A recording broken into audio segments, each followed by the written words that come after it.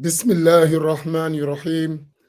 الحمد لله رب العالمين، وأفضل الصلاة وأتم التسليم على سيدنا محمد وعلى آله وصحبه أجمعين. اللهم علمنا ما ينفعنا وانفعنا بما علمتنا وزدنا علما.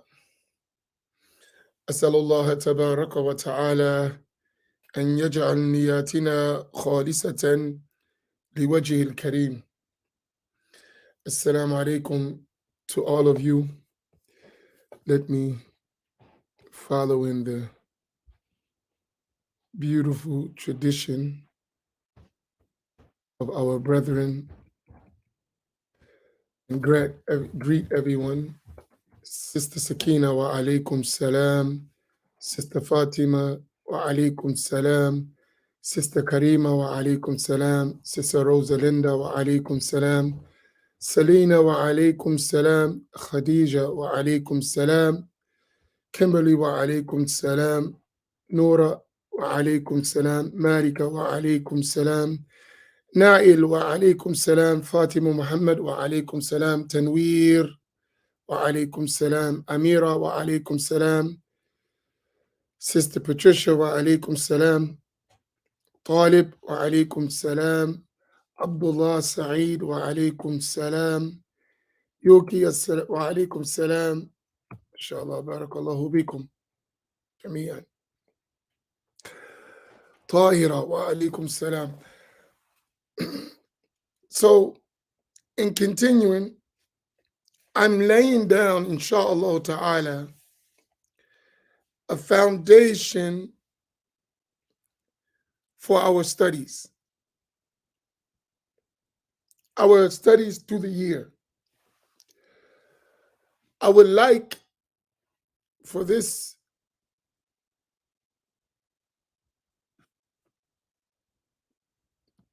okay, let me give you some advice. If you win the debate, it's not useless. If it's going nowhere, it's useless. But if you win the debate and someone learns something, even if they don't accept, it's not useless. So the debate is only useless when you don't win and no one learns anything. But if you win, someone's going to learn something. Or even if they don't tell you you won, but they learned something, the debate was worth it. So it becomes useless only when there's no benefit. But if someone's going to benefit, go through the debate, even if they don't accept. Let me tell you a story. Y'all want a quick story about debating? Only if y'all want the story. If not, I'll keep going. But I think the story will benefit you.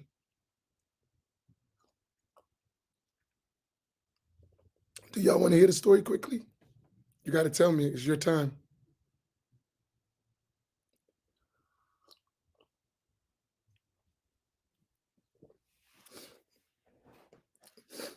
So one time, I was in prison where no one knew me, right? That's funny, right? I was in this prison. No one knew I was there, but just me. I was by myself, right?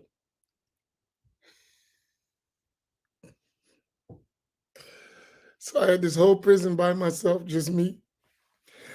And I used to debate imaginary people. Some of them were deviant groups, just imaginary people. I would debate them all the time.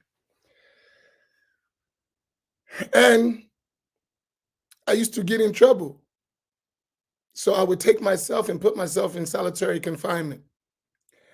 And I kept doing that because I was having these imaginary debates by myself.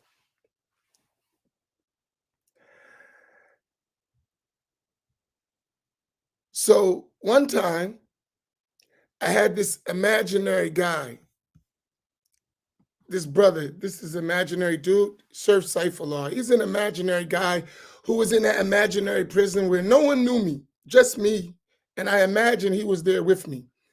But he would remember this imaginary story in my mind. So this imaginary guy and another guy tried to get me to debate this imaginary prison chaplain. He was like an imaginary Wahhabi. So he came to this imaginary prison and he was refuting me, but I wasn't there. So these imaginary friends of mine, like this guy, imaginary guy, he decided for me to debate this guy. I said, listen, if I have a debate with this guy, they're going to put me in an imaginary hole and they're going to ship me to another imaginary prison. I should not have this imaginary debate.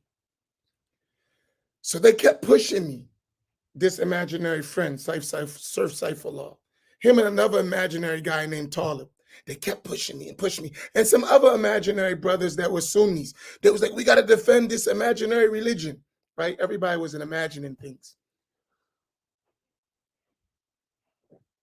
So after a couple of days of this guy coming, he was trying to bait me out, right? And so they come to me, these imaginary friends. They like, yo, Imam, Sheikh, you got to come defend the truth. No matter what, you got to defend the truth. I'm like, they're going to imaginary put me on a plane somewhere and we ain't going to have imaginary classes no more. But so I asked one of my imaginary teachers about this situation before I went to this imaginary debate. And I said, listen, this guy, this imaginary Wahhabi chaplain, if I debate him, they're going to move me from this imaginary jail to another imaginary jail. And those imaginary people that are learning are not going to learn this imaginary knowledge, right? He said something to me, and here's the lesson. This imaginary sheikh that I was talking to at this imaginary jail with these imaginary friends, with that imaginary debate, right? He said, listen, don't pay attention to the fact that people are opposing you. Keep teaching, keep spreading this imaginary knowledge. Because when you leave, they may not accept in front of you, but the fact that you laid it down, right? The knowledge, when you go to that other imaginary place, those people that were in this imaginary place will embrace what you said once you're gone. They might not want to accept the truth in front of you. So I did it. I continued. And then, as I thought, they put me in imaginary solitary confinement. And they lost that imaginary teacher they had. But this imaginary guy, Surf Saifullah, will remember this because he was in that imaginary situation that I keep imaginary talking about.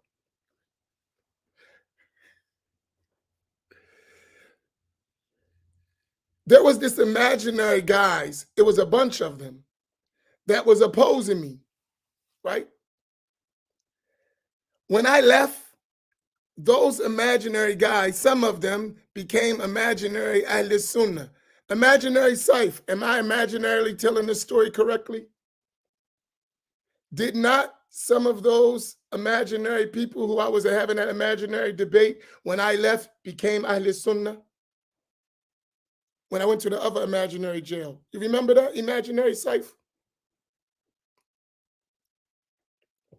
Let's see if my imaginary partner remembers this imaginary story.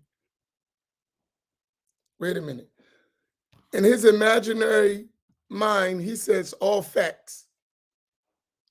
So the moral of the story, Nora, if you follow that, it's critical thinking. You got to think through all of the imaginary things. And why I say imaginary, it's critical thinking here.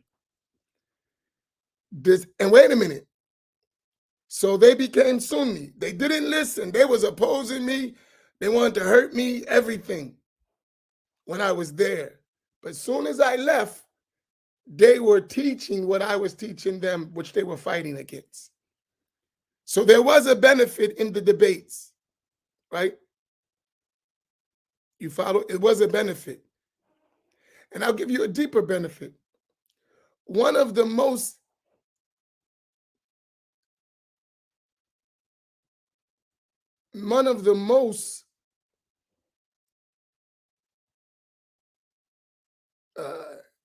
haters, I don't know, one of the biggest enemies of me, right? He was the worst, right? He was from the imaginary JBM. If anyone from Philly, you know the Junior Black Mafia. He was from that group. He was the worst in enmity towards me.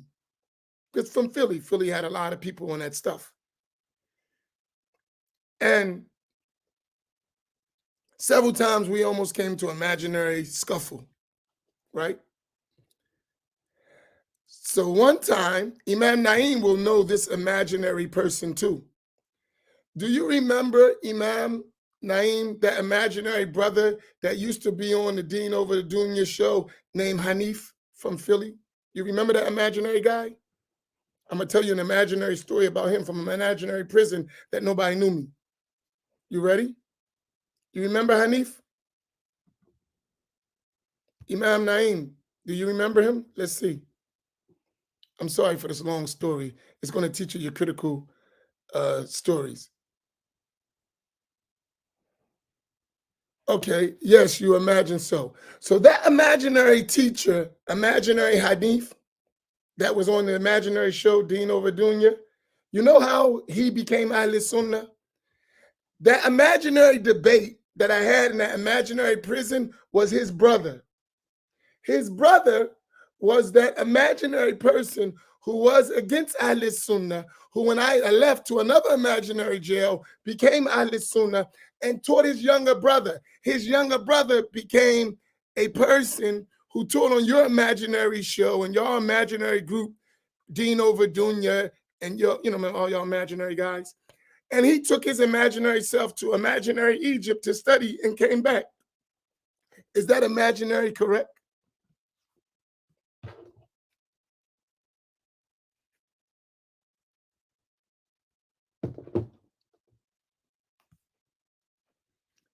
Is that, Imam Naim, is that imaginary accurate? Everybody's, what the hell is he talking about?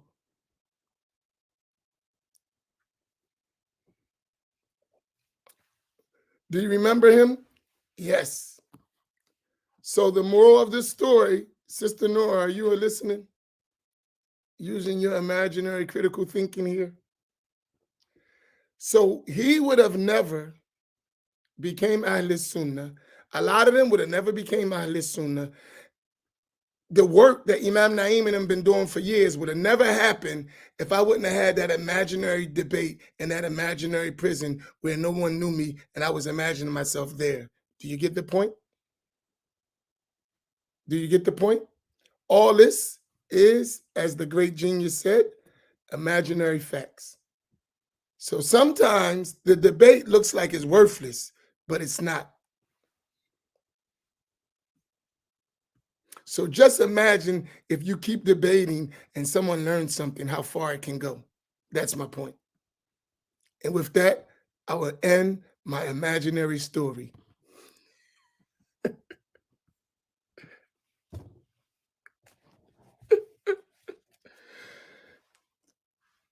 All right. Give me 1 second while I do some imaginary work real quick. One point. I'm sorry.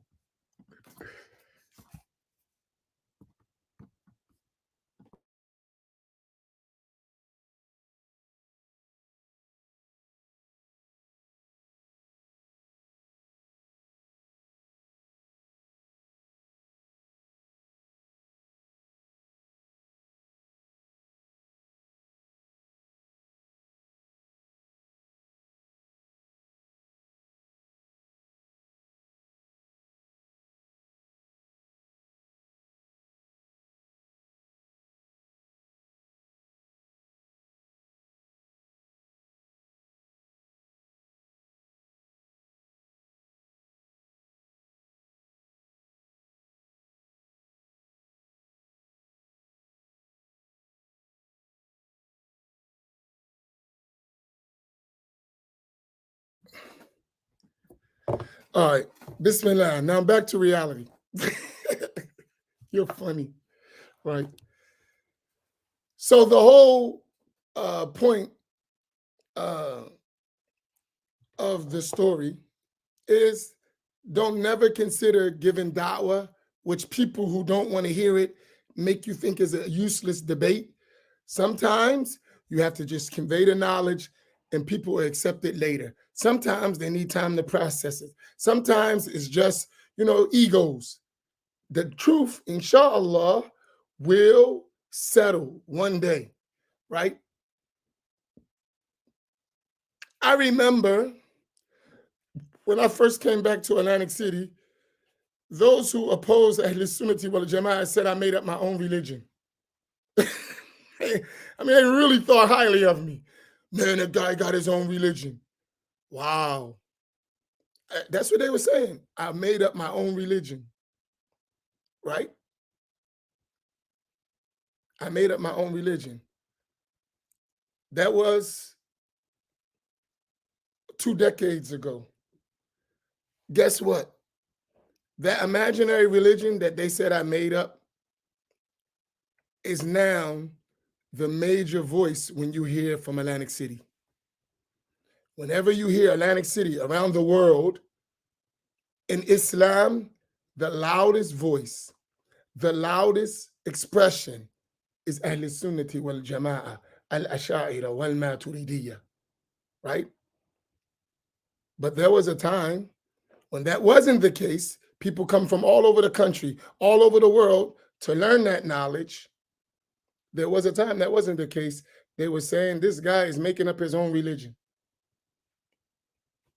There was a time when they used to lock me out the masjid. They wouldn't even let me in. The same masjid that I'm the imam of, they wouldn't let me in. They wouldn't give me a key. They wouldn't allow me to teach. That same enmity, the same people who used to do that now say, Assalamu alaikum, Sheikh. How are you feeling, Imam? May Allah reward you. We are really benefiting. The community is growing. The same people used to turn the key on me and not let me in. Keep working. Don't stop. Every debate, if it's a benefit, somebody may learn, keep going. Don't stop. All right. After that long, drawn out, imaginary story that I just made up, I hope you can benefit from it. Let's continue. So we reached up to page 39 and we were talking about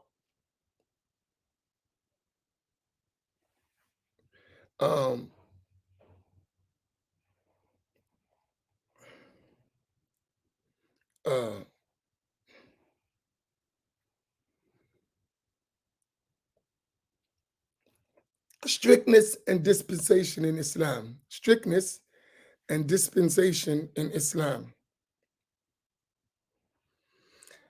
Now we're going to talk about, remember we said strictness is the original ruling. And whenever that original ruling cannot be performed, Allah gives dispensation, meaning facilitating things, making it easier. So for instance, the original ruling is that you pray 4 rakats. Because traveling or sickness sometimes, traveling, let's say, can be a difficulty, you shorten the prayers. The original ruling is fasting. Because one may be sick, may travel, it may be a difficult, you don't have to fast when its rules are in place, for instance. So that's one way to look at strict ruling and dispensation. There is another way, which we're going to talk about here, is differences within a school. On the broader sense, we're talking about between the 4 schools. That could even happen, though, within one school. So the author is going to talk about that now. One of the most excellent books written on that, in which a quote is going to come here, is, let me see, probably not.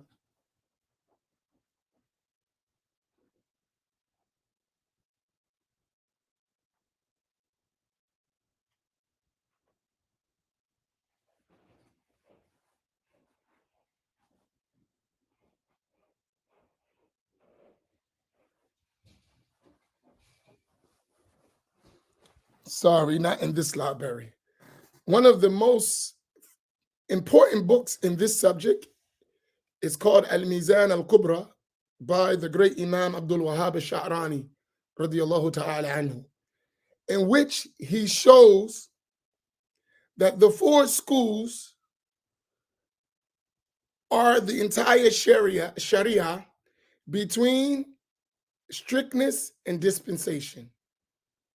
And he shows how all that works within the four schools.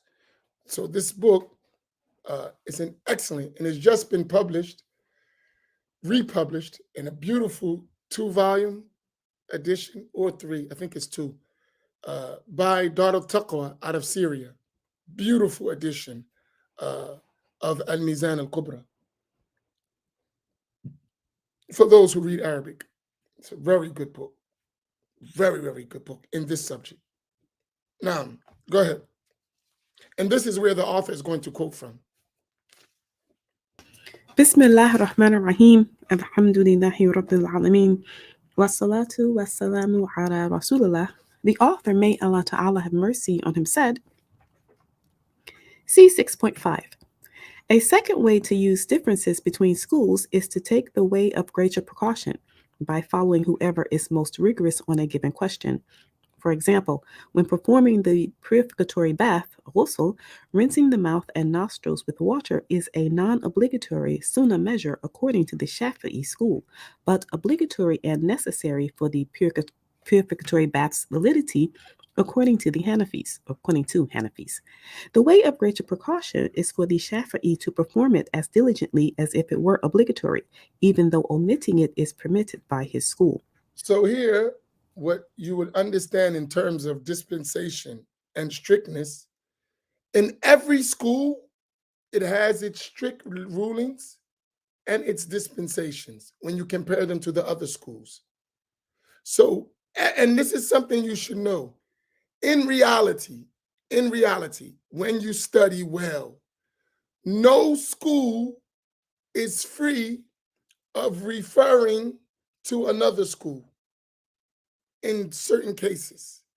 So for instance, you will never find a scholar who never refers to another legal school in different cases. That doesn't happen. When you get to the major books of any madhab, follow me. When you get to the major books, like the super commentaries, you're going to see in every school that they would mention the opinions or the judgments in other schools. And when you get to the level of legal judgments, when someone is given fatwa, you're going to see that even more. Is this point clear? So maybe at the summary level, you might find just one school. Maybe at the intermediate level, you may find just one school. When you get to the advanced level or the super commentary level, then you're going to see where all the schools work together and connect following the sacred law. That's very important. And when you see that, it's going to be between strictness and dispensation. Is this point clear for everyone? Do you understand what I'm saying? Even if you don't see it, I'm telling you the levels of learning. Do you understand?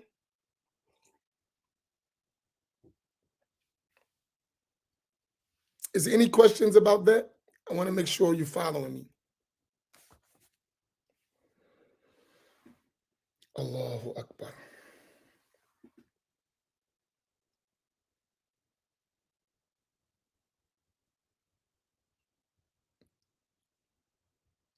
The mukallaf is going to follow a madhab. I'm just showing you the subject we're talking about so you don't become, quote unquote, a blind follower, right? So as a beginner, right, so when you're morally responsible, that's everybody. You have to follow the rules. How are you going to follow the rules? You're going to follow a madhab. We're talking about rules of jurisprudence. And in belief, you're going to follow one of the Ash'ari or Maturidi creed, right? Right? So this is your general practice. I follow a school.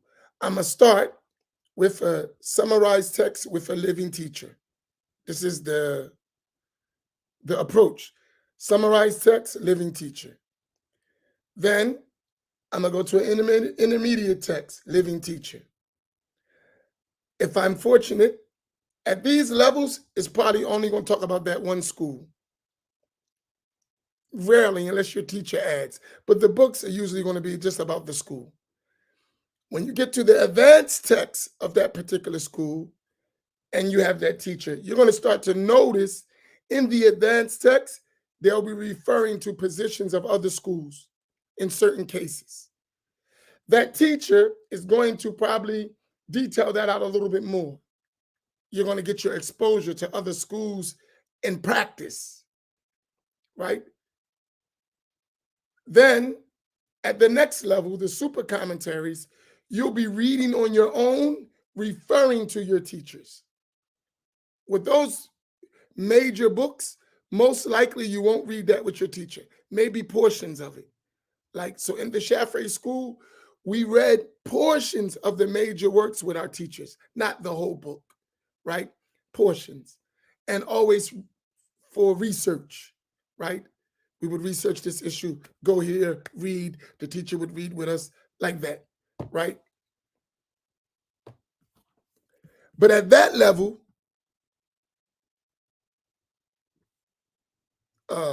at that level, there's going to be really what's being discussed is strictness and dispensation.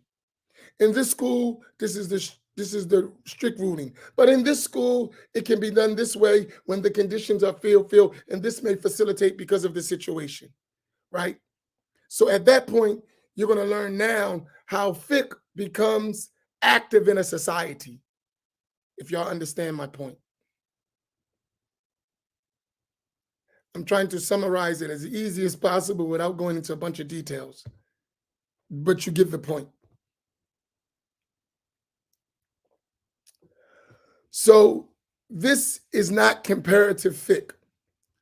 Comparative fiqh is something different, in which the unqualified person is what we know to be comparative fiqh as is practiced in front of us, is the unqualified person picking between schools and picking where they think the proof is, which is nonsense. It's a mess, right? That's comparative fiqh. That's something different. Scholars researching the madhahib and examining the rulings in the madhab is totally different from comparative fiqh.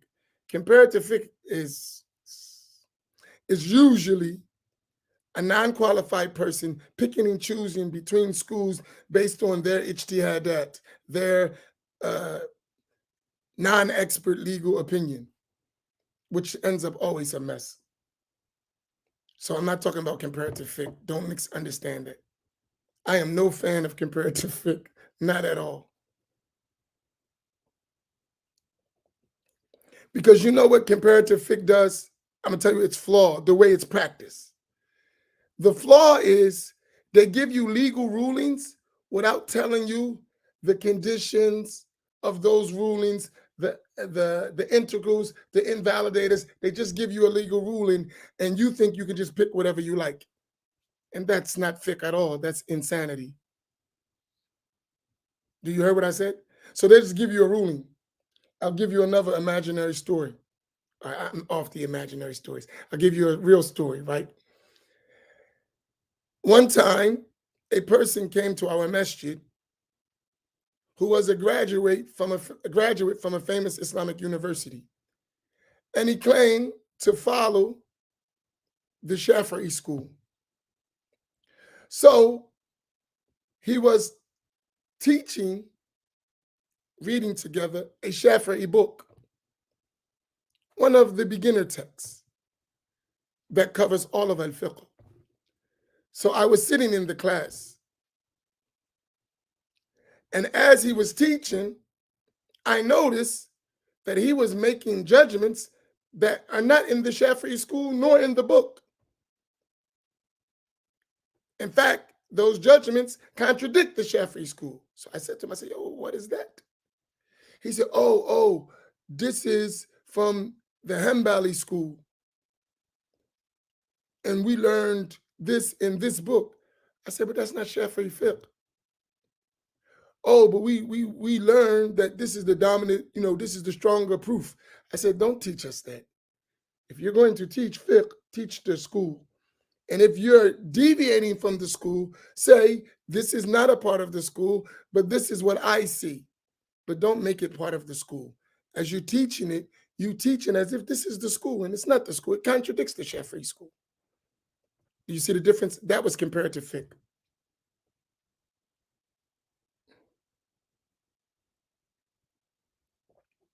So that concept, I follow all the madhahib, all four madhabs, is insane. That's that comparative fiqh stuff. Okay, go ahead. Abdul Wahab Sha'rani. And let me share something with you. I never want nobody to misunderstand me. Please don't. Could y'all listen very closely? Don't misunderstand me. I don't claim to know anything. I just know enough to know that's not proper. I've learned enough to realize what I don't know and to recognize when someone is doing something they shouldn't be doing. Is that clear? I've learned enough. I'm not claiming anything, but I did learn enough to recognize that's not proper. I don't know that.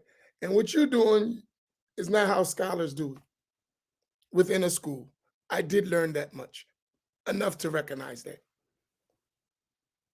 Because sometimes when we're mentioning stuff, sometimes people may think, this guy think he knows some stuff. No, I don't know anything. I just know enough to make sure we don't do that. Right? That's it. You're not going to drive me off the cliff. I know there's a road and I know it's safe. And I know when you on the side of the road. I do know that. So when you're doing off-road driving, you're not going to tell me we're on a flat, well-paved road. No.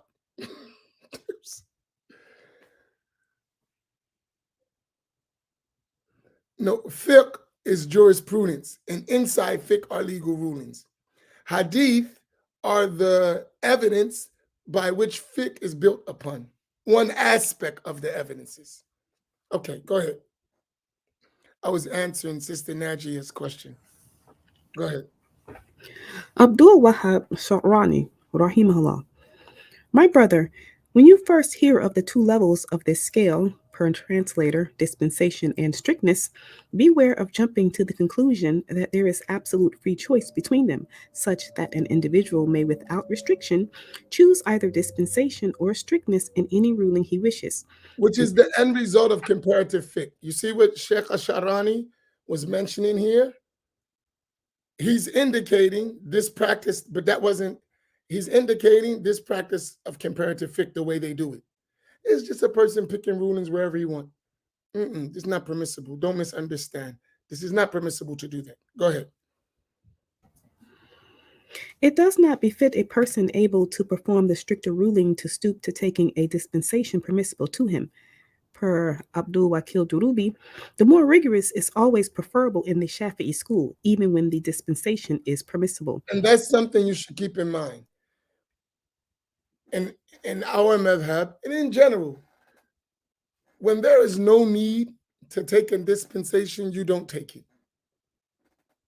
And our teachers only said this, and I remember Sheikh Samir saying this to me one day. We were traveling, and we were discussing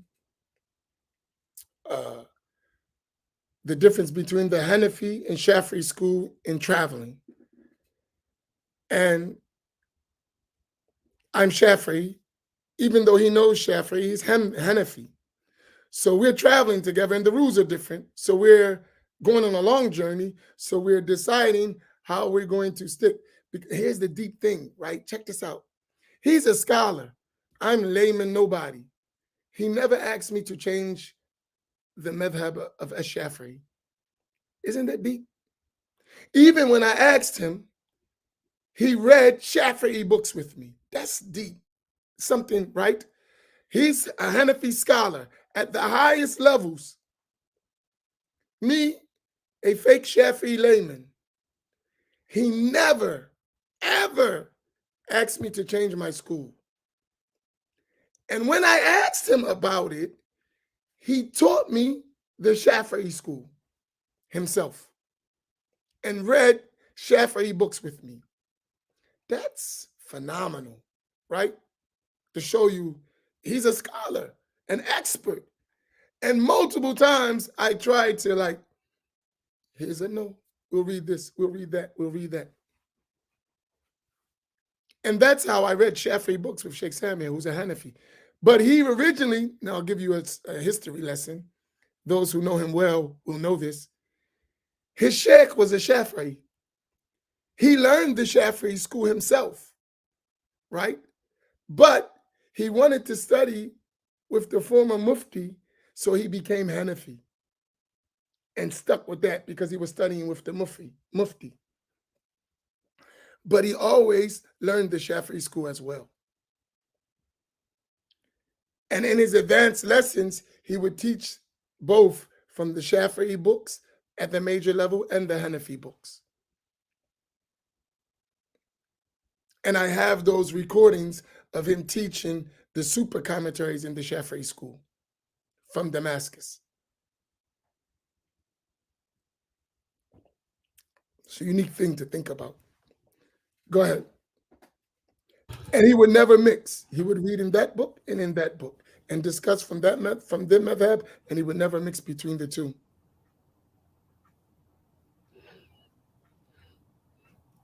For, as you know, my brother, I do not say that the individual is free to choose between taking the dispensation or taking the stricter ruling when he is able to perform the stricter ruling obligatory for him.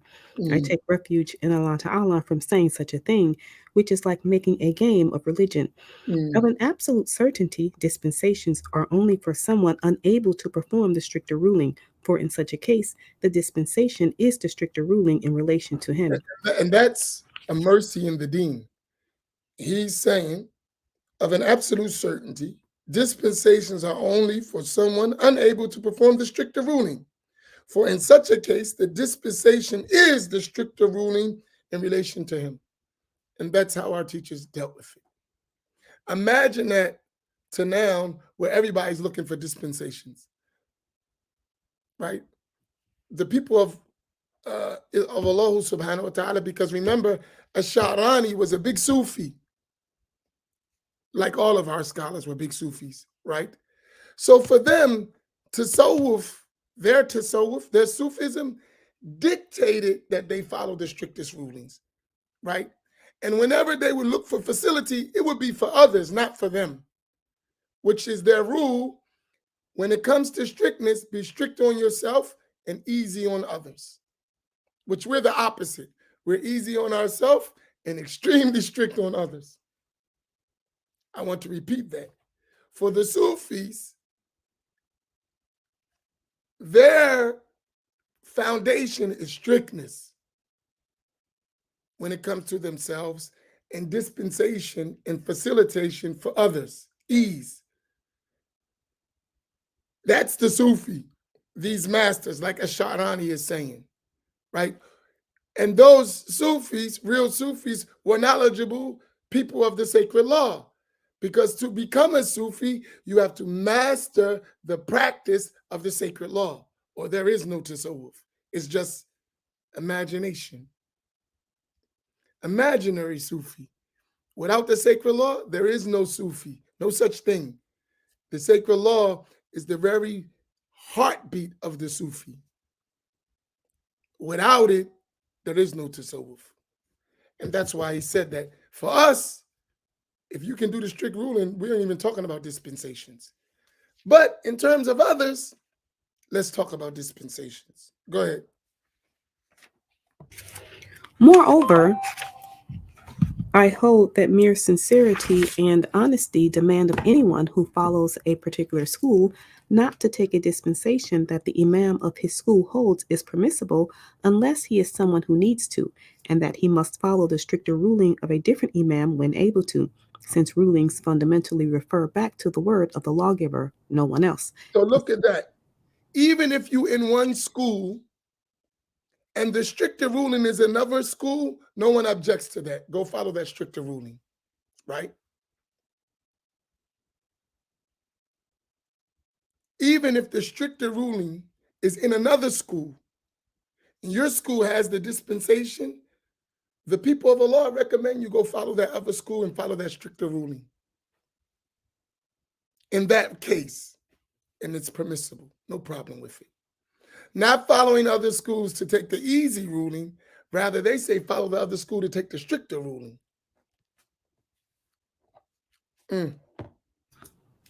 This being especially necessary when the other imam's evidence is stronger as opposed to what some followers do. Which is try to follow the easiest thing all the time, regardless of the evidence. We find among the dictums of the Sufis that one should not follow a position in sacred law for which the evidence is weaker, except when religiously more precautionary than the stronger position. Mm-hmm. For example, the Shafi'i opinion that, per translator, a male's ablution is nullified by touching a girl who is a child or touching the nails or hair of a woman. Though this position is considered weaker by them, per translator, than the position given at E7.3, it is rigorously more precautionary, so performing ablution for the above mentioned things is better. You see, even within the school, that is a weak opinion, nor is it the dominant opinion in the Shafi'i school. But out of religious precaution, if one treated it like that, is nothing blameworthy, following the strictness. You just can't say that's the reliable opinion in the school. But for yourself, apply it.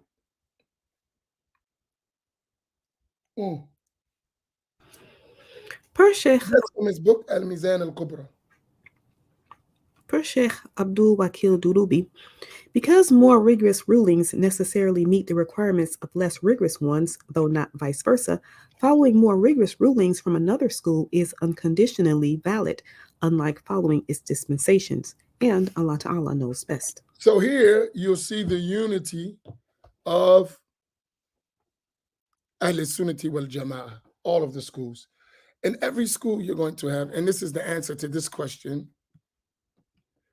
do you think the Shafi'i school is the strictest among the four schools? No. It has strictness in some cases, and other schools have strictness in other cases. And in every school, you're going to find a stricter ruling that doesn't exist in another school, right? So I don't say any school is more strict than the others, and neither did, really every school is going to have issues that it's going to be harder in one school than the other. And that's why the scholars talk about strictness and dispensation, because fiqh is practical. Fiqh is practical, not theoretical. So that means fiqh relates to what is actually happening on the ground. And circumstances will dictate how fiqh is applied. Do y'all understand that? Fiqh is practical, operational, on the ground, not theory in the mind. So depending on the on-the-ground situation, fiqh rulings are going to look different. And in some cases, strictness is going to be in one school and dispensation in another. And that is equal through the four schools. So I don't say one school is stricter than another. Depends what you're talking about and what's the case, right?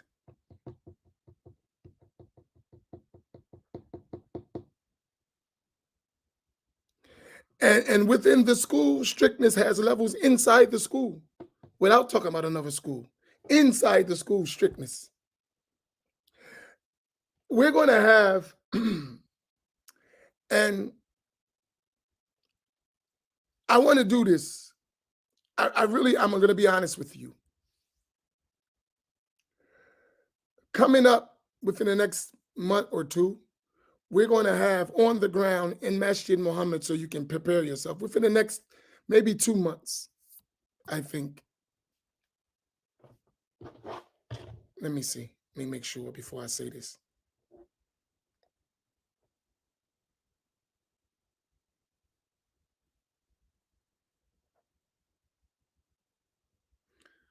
So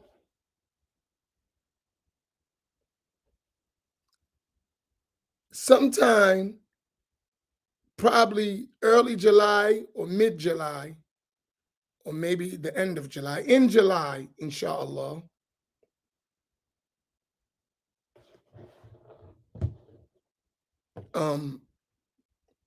we're going to have an intensive Maliki fiqh class weekend, right? An intensive Maliki fiqh weekend. Because many of us want to be Maliki, right? And that's excellent. But what is happening in our communities, there are Maliki people who didn't learn. Talking about a Maliki. I'm going to bring a Maliki teacher, a real Maliki teacher who studied with some of the strict Maliki scholars, so you can see the difference. You will learn the madhab and you won't be learning from people who didn't learn. Talking about a Maliki. I'm going to bring a real Maliki who studied with real Malikis, with real texts, inshallah ta'ala. And we're going to have a weekend intensive in Maliki fiqh. So you can see the difference from someone who's just making it up as they go along and someone who actually follows the madhab, right? And you'll see the difference night and day. And then that will be a protection for you from would-be Malikis, likewise would-be Shafis or Hanafis or Hanbalis. Learn with someone who really learned the madhab and you'll see the difference.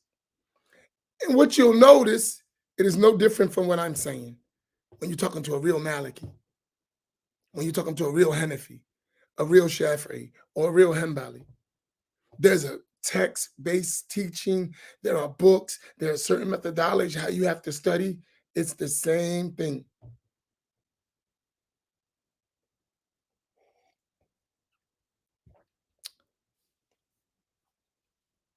And that will be a great help. I think it will be a great help.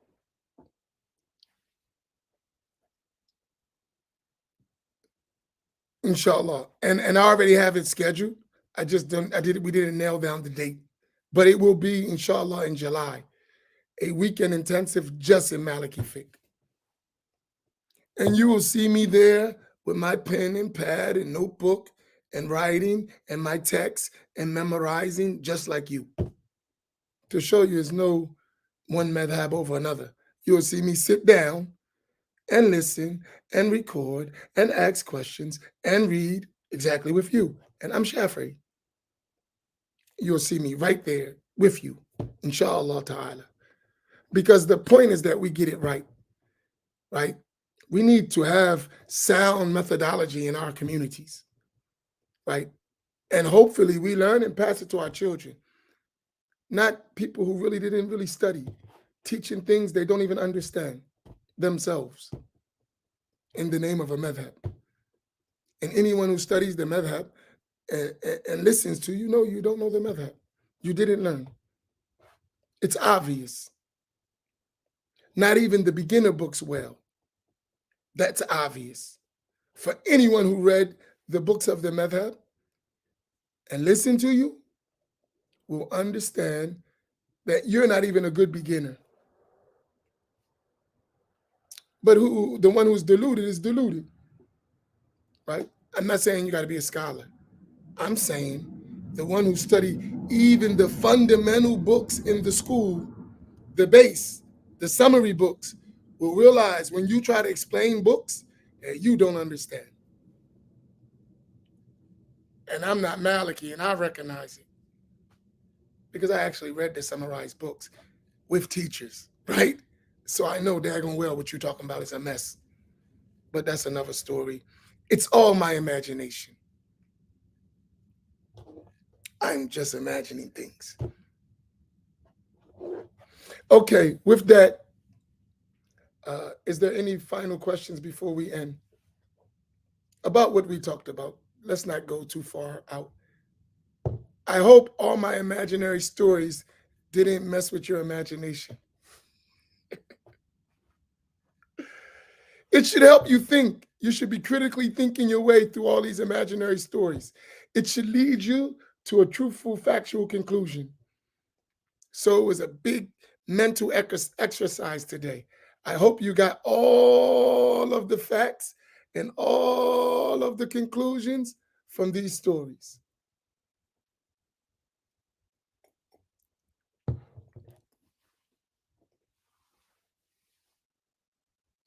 there was a point, a factual point in all the stories, big lessons, but you had to critically think your way through it.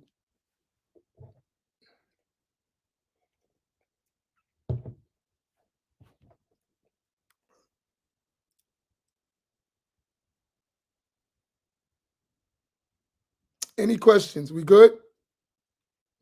Tonight at 7:30, Sheikh Yahya Baltimore will continue his classes at 7:30 tonight.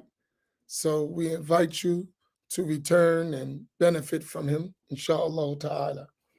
Wa sallallahu ala Sayyidina Muhammad wa ala alihi wa sahbihi ajma'in. Barakallahu fikum wa jazakumullahu khaira. Assalamu alaikum wa rahmatullahi ta'ala wa barakatuh.